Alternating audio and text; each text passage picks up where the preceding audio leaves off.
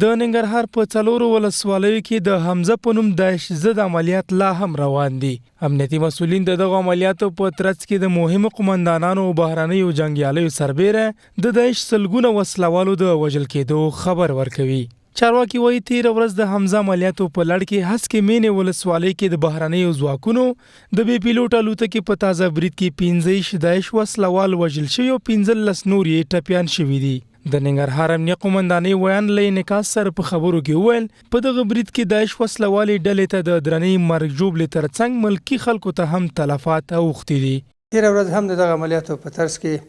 ګډو امنیتي ځواکونو د اسکي مینې ولسوالۍ یو شمېر کلو او بانډو کې عملیات پیل کړي چې د میجي بابا په سیمه کې په وسلوال داعشیانو بریدونه ترسره کړي چې د ځوابي برید په ترڅ کې 15 داعش وسلوال ووژل شول، همداشان 15 نفر ټپیان شول.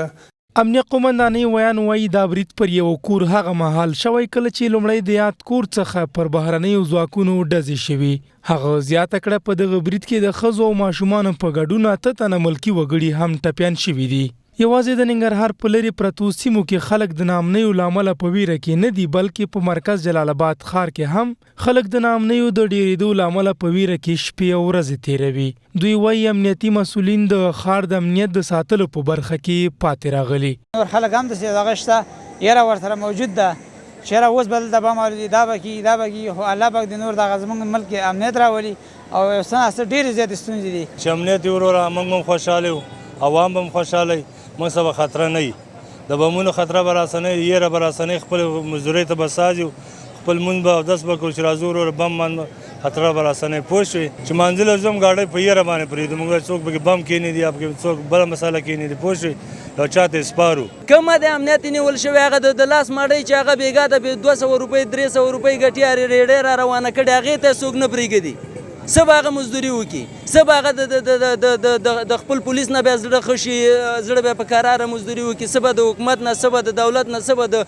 د ترهګر نه. جلال آباد ښاریان وایي په ښار دننه وژنې، غلاوې او سړي تښتونې ترسره کیږي، خو امنیتي ځواکونه په دې برخه کې کومه د پام وړ لاسته راوړنه نه لري. بلخوا امنیتي مسؤلین وایي په ښار کې د ناامنۍ د مخنیوي لپاره په لسګونه کسان د بیلابیلو جرمونو په تور نیولي او هڅه کوي ترڅو ښاریانو ته ډاډمن امنیت زمینه برابره کړي. فعلا د جلال آباد په ښار کې تاسو ګورئ چې ځای په ځای پلټنې روانې دي او